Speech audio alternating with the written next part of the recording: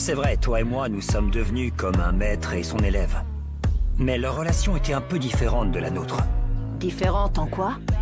Pour atteindre son but, Naruto s'est entraîné comme un fou. Sous la direction de Jiraiya, il en a bavé. Et ça a fini par porter ses fruits. Il a fait des progrès de folie. Ouais, il a fait un peu comme moi, quoi. J'ai appris le jutsu de l'orbe tourbillonnant et du shuriken. Tu ne comprends pas, ce n'est pas comparable. Naruto, lui, s'entraînait au péril de sa vie pour défendre tout ce à quoi il tenait le plus au monde. Ce qu'il est devenu aujourd'hui, il le doit en grande partie à son maître. Il lui a appris à se transformer en grand ninja. Et surtout, il lui a montré le Nindo à suivre pour se trouver. Jiraiya n'était pas seulement un maître pour Naruto, il était devenu comme son père. Toi et moi, on n'en est pas là. On est loin d'être à leur niveau. On ne choisit pas l'époque à laquelle on est. Au lieu de te lamenter sur ce qui s'est passé, tu devrais chercher ce que tu peux accomplir dans le présent. Quand on a un objectif, le plus important, c'est de ne pas y renoncer. Mitsuki, tu te souviens des dernières paroles de Pepe Onoki? Hein? Il a dit que la volonté avait de multiples facettes et qu'elle recelait des trésors. Du coup, c'est normal de ne pas toujours savoir ce que l'on veut. On va parfois dans des directions opposées. Tout ça peut coexister dans une même volonté. D'un côté, il y a ton envie de sauver Konoha, et de l'autre, ton envie de mieux te connaître. Ce sont sûrement les deux faces d'une même volonté, tu vois? Les deux faces d'une même volonté? Et puis, moi aussi, j'ai mes torts.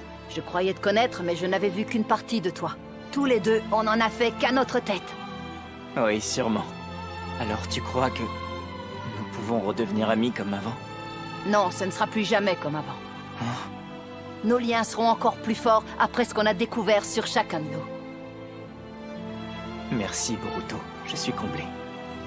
Arrête, ça va devenir gênant. On pourra toujours compter l'un sur l'autre.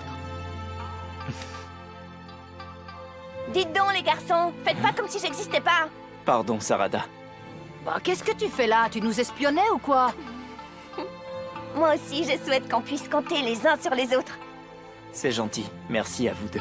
Le problème, c'est qu'on a perdu notre statut de Genin, alors je sais pas comment on va faire. Je te jure, Sarada, pourquoi tu gâches un super moment?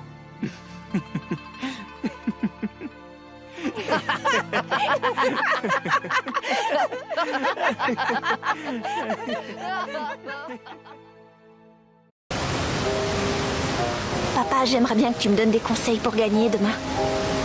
Ah oui? Si tu veux. Mais en toute sincérité, tu es déjà beaucoup plus brillante que je ne l'étais au même âge. Alors ça, j'ai du mal à le croire. Je peux te répéter ce que j'ai déjà dit à Boruto. Ce qui fait la différence, c'est la détermination. Pour gagner, il faut être prêt à tout endurer, tout sacrifier. Comment ça, tout sacrifier? Avant de combattre, j'envisage le pire et je l'accepte comme une issue possible. Prends mon dernier combat, par exemple. Il m'a coûté le Rinnegan, j'ai perdu un pouvoir incommensurable. Mais je n'ai aucun regret. Parce que tu t'y étais préparé à l'avance, c'est ça?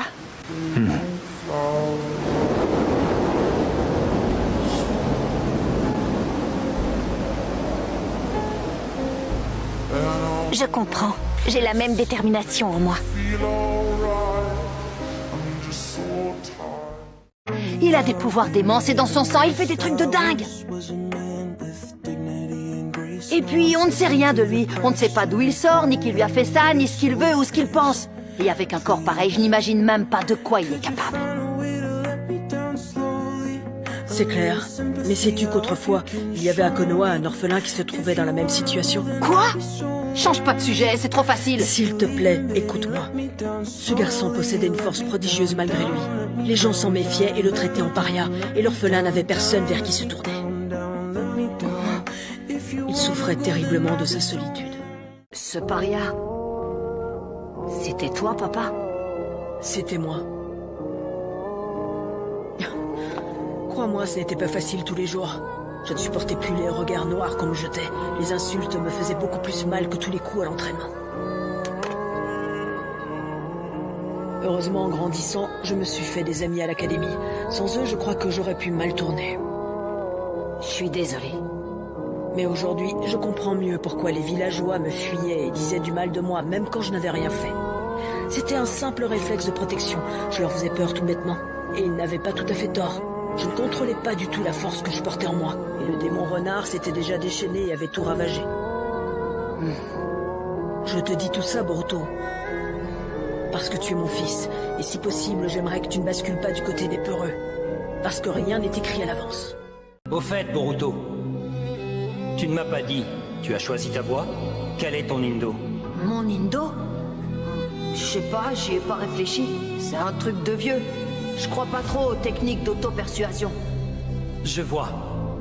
Ce truc de vieux, comme tu dis, te sauvera la vie. Peut-être lors du combat qui s'annonce, mais aussi lors de toutes les grandes batailles que tu auras à livrer dans ta vie. C'est ce Nindo qui te permettra d'emporter le morceau. Je vois pas trop à quoi vous faites allusion.